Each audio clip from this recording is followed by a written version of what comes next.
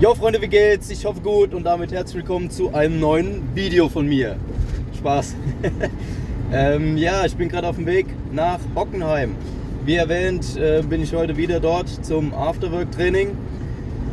Da ich jetzt aber nicht bei jedem Event immer nur das Gleiche erzählen will und immer nur einen Eventbericht mit ein paar Fahraufnahmen rausballern will, mache ich euch heute bei diesem Training hier schon den Bericht über die Conti Track Slicks.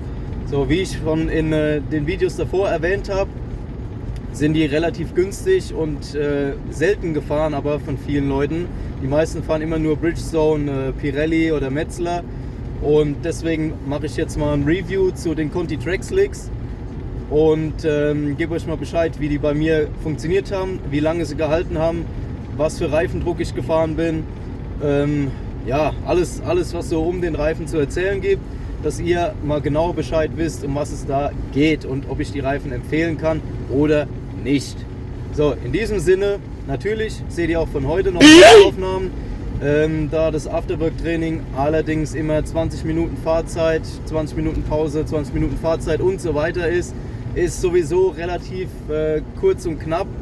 Und deswegen nicht viel Zeit für zwischen den Turns mal ein Video zu machen oder irgendwelche Gelabers rauszuscheppern.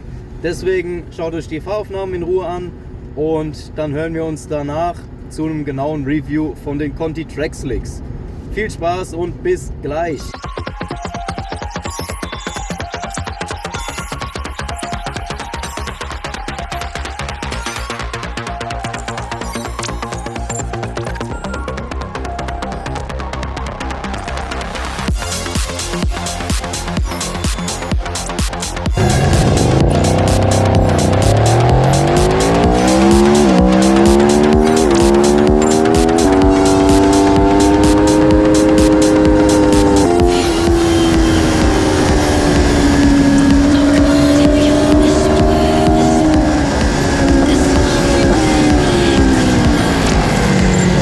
Nope.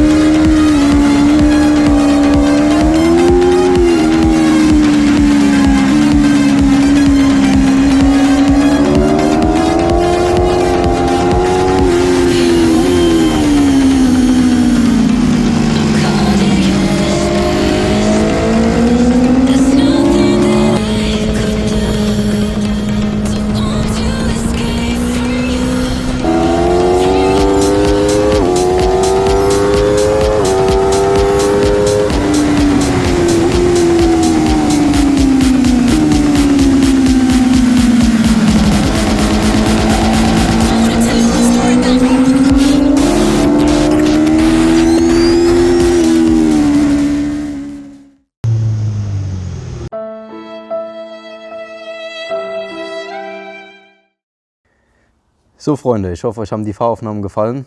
Dann kommen wir jetzt nämlich mal zum Fazit von den Conti Track Slicks. Wie ihr seht, bin ich nicht mehr am Hockenheimring. Dort war es leider zu laut gewesen und zu viel los, zu viel Action. Keine Zeit gehabt zum Aufnehmen. Da war zu viel Fahrerei. Aufgrund vom Regen sind wir Open Pit Lane gefahren und hatten dabei unseren Spaß.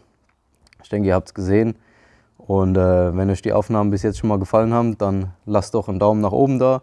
Und bevor es losgeht mit dem Review zu den Reifen, schreibt doch mal in die Kommentare, was ihr für Tracks bei eurem Moped nutzt. Heute geht es um die Conti Track Slicks. Ich denke, viele von euch kennen den Reifen, aber die wenigsten von euch haben den schon mal gefahren. Die meisten werden, wie ich vorher auch, wahrscheinlich Pirelli gefahren sein, SC1, SC2 oder im Bridgestone, V02 wird da gerne genommen. Oder viele Leute haben auch den Metzeler K1, K2 und Anfänger nehmen gerne mal den TD von Metzeler. Alles super Reifen, keine Frage. Aber ich denke, die letzte Zeit hat man mitbekommen, dass die Verfügbarkeit extrem gering geworden ist, vor allem was Bridgestone V02 angeht. Und zum anderen die Preise extrem in die Höhe gegangen sind. Also es war wirklich eine Katastrophe, irgendwie an Reifen zu kommen. Und da musste man sich nach Alternativen umgucken.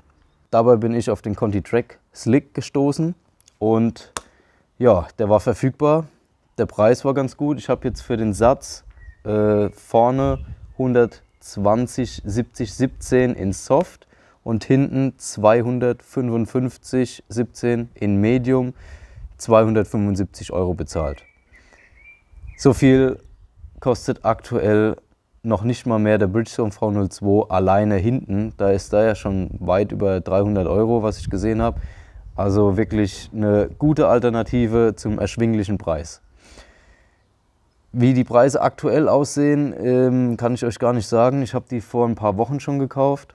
Aber zum Beispiel bei Renngrip gab es noch welche zu einem guten Kurs. Da habe ich gesehen, da war der Hinterreifen bei 202 € gelegen plus Versand und der Vorderreifen bei 137 € plus Versand. Also da sind wir dann bei 330 €, 340 €, was auch noch ein super Kurs ist. Die Verfügbarkeit war bisher noch gegeben. Ich mache euch mal einen Link unten zu Renngrip rein. Könnt ihr mal schauen. Wenn es ihn noch gibt, dann schlagt gerne zu. Genau, wie ich es eben schon erwähnt habe. Vorne habe ich mich für Soft entschieden, hinten für den Medium. Den bin ich jetzt die ganze Zeit gefahren. Wie ihr hier sehen könnt, habe ich für hinten als nächstes aber auch nochmal einen Soft liegen. Einfach, weil ich beide ausprobieren will, um zu gucken, wie ist die Performance bei den verschiedenen Mischungen und welcher hält länger. Preislich nehmen die sich nichts, haben das gleiche Geld gekostet, deswegen wollte ich mal beide ausprobieren. Der Reifen ist jetzt drauf 4 Events, also es war ein Tag Hockenheim mit MSC Rheintal. Da waren die Temperaturen noch relativ kühl, es war zwar trocken gewesen, aber es waren so 12 Grad rum gewesen. Dann war ich damit 2 weitere Tage in Most.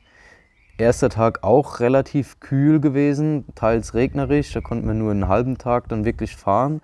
Und der zweite Tag super schön gewesen, warm bei ungefähr 20, 21 Grad. So, danach war ich nochmal in Hockenheim, ein Tagestraining gefahren. Da war es sehr, sehr warm. Also war sowohl die Strecke als auch die Lufttemperatur weit über 25 Grad gewesen. Deswegen ein sehr, sehr heißer Tag. Dann sind wir schon bei 4 Renntagen und dann jetzt am Montag, ihr habt das Video gesehen, war ich nochmal beim Abendtraining in Hockenheim gewesen. Das 5. Training dann gewesen bei, ja, da waren es nochmal geschmeidige 19, 20 Grad. Es hatte vorher geregnet, die Strecke war dann ein bisschen abgekühlt. Also verschiedene Bedingungen, so von Saisonanfang, wo die Temperaturen noch relativ kühl sind, bis aber auch schon ein relativ heißer Tag dabei war. Und der Reifen wurde komplett durchgefahren. Das heißt, der Reifen hat also jetzt 5 Zyklen gesehen von Auf- und Abkühlphasen. Hat er das alles ganz gut weggesteckt, aber man merkt mittlerweile, ist das Hinterrad, kommt an seinen Grenzen, also es ist jetzt so langsam fertig. Ich wollte es ja eigentlich, wie in dem einen Video erwähnt, für das Abendtraining schon wechseln, habe mich dann aber doch dagegen entschieden und wollte den Reifen also wirklich bis zum Ende runterfahren. Ich blende euch mal ein paar Bilder ein, wie der Reifen vorne und wie der Reifen hinten aussieht. Was für Luftdruck bin ich gefahren? Hier habe ich mich komplett an die Herstellerangabe gehalten. Heißt temperiert, mit Reifenwärme aufgeheizt, vorne 2,25 bar und hinten 1,15 bar. Jeweils aber immer mit leichter Tendenz nach oben, also Richtung 2,3 vorne und Richtung 1,6 bar hinten. Heißt, ich habe den Reifen vorher aufgepumpt, dass er ein bisschen mehr hatte und habe dann Luft abgelassen. Wenn ich dann bei 1,6 Bar hinten war, habe ich nochmal kurz gedrückt, dass er dann gerade umgesprungen ist auf 1,55 Bar. Also wird es irgendwo dazwischen gelegen haben. Aber damit bin ich sehr gut gefahren. Damit hat der Reifen super Performance gehabt, hat super gegrippt, ich hatte keine Rutscher. Der Reifen hat mir ein super Feedback gegeben. Ich konnte schön stabil auf der Bremse in die Kurve reinhalten. Alles wunderbar gewesen. Im Vergleich zu einem Pirelli SC1, SC2, wie ich vorher gefahren bin, absolut super, kann ich keinen negativen Punkt aussprechen, hat mir genauso gutes Feedback gegeben, ich habe mich genauso sicher damit gefühlt. Vor allem als Hobbyfahrer geht es ja darum, dass wir vor allem bei Lastspitzen, wenn wir mal wieder Fahrfehler einbauen, nicht direkt auf der Nase liegen und die Pappe im Arsch ist, sondern dass der Reifen uns entsprechend die Reserven bietet, um das Ganze dann zu überstehen. Wenn wir in der Kurve nochmal nachbremsen müssen oder wenn wir zu früh ans Gas gehen oder zu ruckartig. Wir wissen, wie es ist. Es kommt bei uns Hobbyfahrern alle regelmäßig mal wieder vor. Und das ist dann genau der Punkt, wo ich sage, fahrt lieber einen Slick auf der Rennstrecke, auch als Hobbyfahrer, anstatt einem Straßenreifen, weil nur der Slick bietet euch die entsprechenden Reserven, dass ihr dann in solchen Situationen nicht auf der Nase liegt.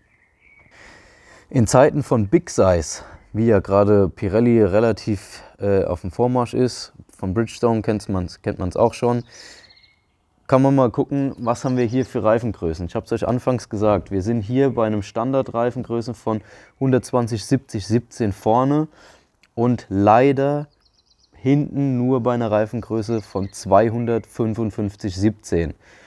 Das ist ein bisschen schade. Andere Hersteller, wie zum Beispiel Metzeler, Pirelli und so weiter, haben hinten den 260. Den hatte ich vorher immer gefahren, fand ich super. Oder auch den 265 mittlerweile, beziehungsweise Bridgestone den 655 hinten. Und da merkt man dann doch schon, dass in Schräglage der Reifen noch etwas mehr Fläche hat, als hier, wo man den Reifen relativ schnell direkt an die Kante fährt. Ist jetzt in dem Sinne kein Nachteil. Wie gesagt, für uns als Hobby-Racer reicht das voll und ganz aus. Und wir kennen die Größe vor allem auch von den Straßenreifen, weil da ist der gleiche Größe montiert. Bei den meisten sollte das der Fall sein. Aus dem Grund, auch hier, es ist schade, ja, aber es ist kein negativer Punkt. Der Reifen hat so auch super funktioniert, hat auch in Schräglage ein sicheres Gefühl gegeben und deswegen wollte ich es anmerken, aber jetzt nicht als negativen Punkt auf die Liste schreiben. Ja, jetzt guckt euch mal den geilen Reifen an. Genau so muss ein Reifen aussehen, genauso muss ein Slick aussehen. Perfekte Schuppenbildung, sieht aus wie die Fischhaut persönlich. Überall, wo die Indikatoren zu sehen waren, sieht man, dass ich die Indikatoren fast schon bis zum Ende runtergefahren habe. Der Reifen ist komplett bezahlt, das heißt, der Reifen wird auch komplett benutzt. So muss es nämlich sein. Heißt, das, was im Bridgestone immer zugute geschrieben wird, dass er bis zum Ende gefahren werden kann, bis zum Ende von den Indikatoren und er immer noch seine Leistung bringt und immer noch genauso den Grip hält. Das kann ich hier bei dem Conti Track Slick genauso bestätigen. Ich bin immer noch genauso mit dem Reifen, wie er hier ist, meine 1,54er Zeiten in Hockenheim gefahren. Konstant das, was aktuell meine beste Zeit ist. Heißt, es gibt natürlich immer Leute, die schneller sind. Die werden wahrscheinlich auch das Limit von dem Reifen hier eher erfahren als ich. Aber ich bin Hobbyfahrer, die meisten von euch, denke ich, sind auch Hobbyfahrer. Und genau für die ist nämlich auch das Review hier. Wie ihr seht, reißt der Reifen an keiner Stelle auf. Hat ein gleichmäßiges Bild über die komplette Lauffläche und liefert seine Performance bis zum Ende. Genauso scheint auch der Reifendruck als Angabe vom Hersteller für die Temperaturen, wo ich gefahren bin, perfekt gewesen zu sein. Also diese 1,55 bis 1,6 Bar hinten passen perfekt zu den Temperaturen und zu meinem Fahrstil. In Hockenheim, in Most, überall keine Probleme gehabt. Alles wunderbar. Also von dem her kann ich den Reifen absolut empfehlen. Jetzt gucken wir uns noch das Vorderrad an und dann kommen wir nochmal zum abschließenden Fazit. Jo, wie ihr hier am Vorderrad sehen könnt, ist das genauso schön abgefahren. Überall gleichmäßige Schuppenbildung. Abgesehen von dem Pickup, den dürft ihr jetzt natürlich nicht beachten. Das sind Gummireste, wo man bei der Auslaufrunde zum Beispiel oder wenn man in die Box reinfährt, aufsammelt. Heiße Reifen, kleben die sich sofort fest. Der Reifenpickup fährt sich aber beim nächsten Rausfahren, beim nächsten Turn wieder runter. Also muss man sich keine Sorgen machen, da merkt man keine Vibration oder ähnliches.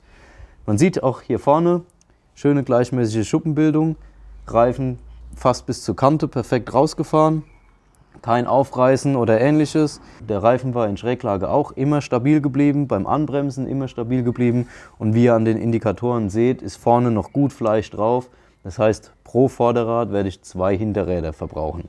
Danach werde ich auch das Vorderrad wechseln, allein wegen den Auf- und Abwärmzyklen. Einfach lieber ein bisschen früher wechseln, auch wenn noch ein bisschen Gummi drauf ist, um da kein Risiko einzugehen. Lieber einmal mehr gewechselt als einmal zu wenig und dann liegt man auf der Nase. Und auch wenn die Reifen teuer sind, ja, aber ein Sturz ist immer teurer. Deswegen wechselt man lieber einmal früher und hat dafür einen frischen, guten Reifen. Ja, hier sitzt er wieder, Pascha persönlich. Kommen wir zum Fazit von den Reifen. Nochmal, um das klarzustellen, ich habe den Reifen selbst gekauft, selbst bezahlt. Das ist hier keine Kooperation oder ähnliches, keine Werbung für Conti. Ich wollte einfach nur euch ein Review und einen Test und ein Feedback geben über diesen Reifen, weil ich selber, bevor ich den gekauft habe, gesucht habe und habe einfach nichts dazu gefunden. Jetzt seid ihr in der Lage, mal nachzuhören, okay, hat den schon mal jemand gefahren und was sind seine Erfahrungen damit? Und genau das war mein Ziel gewesen. Vor dem Hintergrund von Verfügbarkeit und den aktuellen Preisen kann ich euch eins sagen, ich werde den Conti, wenn er verfügbar ist und wenn der Preis gut ist, immer wieder empfehlen und immer wieder kaufen. Er hat keine Nachteile aus meiner Sicht gegenüber einem V02, einem Pirelli SC1, SC2, einem Metzeler oder ähnliches. Michelin lasse ich jetzt mal außen vor, kann ich gar nichts zu sagen. Eventuell, wenn er sich preislich anbietet und die Verfügbarkeit gegeben ist, werde ich den vielleicht in Zukunft auch nochmal noch testen und euch dann entsprechend auch gerne ein Review dazu geben, wenn ihr Interesse habt. Aber für den Moment kann ich euch sagen, ich bin mit dem Conti Track Slick sehr, sehr zufrieden. Was es zu dem Soft zu berichten gibt, ob sich das gleiche oder ähnlich verhält, werde ich euch dann nochmal in der Kurzfassung berichten, wenn es soweit ist, dass ich den benutze, wahrscheinlich in Rijeka nächste Woche. Und ansonsten kann ich euch nur eins sagen, schaut nach, ob es den gibt, probiert ihn gerne selber aus, gebt ein Feedback, was ihr davon haltet, schreibt es gerne in die Kommentare. Wenn ihr sonst noch Fragen habt oder sonst noch irgendwas zu dem Reifen wissen wollt, was ich für euch testen soll oder was ihr an Infos noch haben wollt, dann lasst es mich gerne wissen, schreibt es in die Kommentare und dann kann ich euch das gern beantworten. Ansonsten wünsche ich euch nur noch eins, für den Rest von der Saison weiterhin viel Spaß, bleibt sitzen, legt euch nicht auf die Fresse und wenn wir uns irgendwo auf der Rennstrecke begegnen, kommt gern vorbei, können wir ein bisschen schnacken und viel Spaß bei den nächsten Videos. Vergesst nicht, Video ein Like dazulassen, einen Kommentar zu schreiben und zu abonnieren und dann bis zum nächsten Mal. Macht's gut, bis dahin, ciao. Ciao. Do her, Gummo. Schwarzes Gold, schwarz, rund und ein Loch in der Mitte. Genau so brauchen wir die Dinger. Hauptsache Pappe.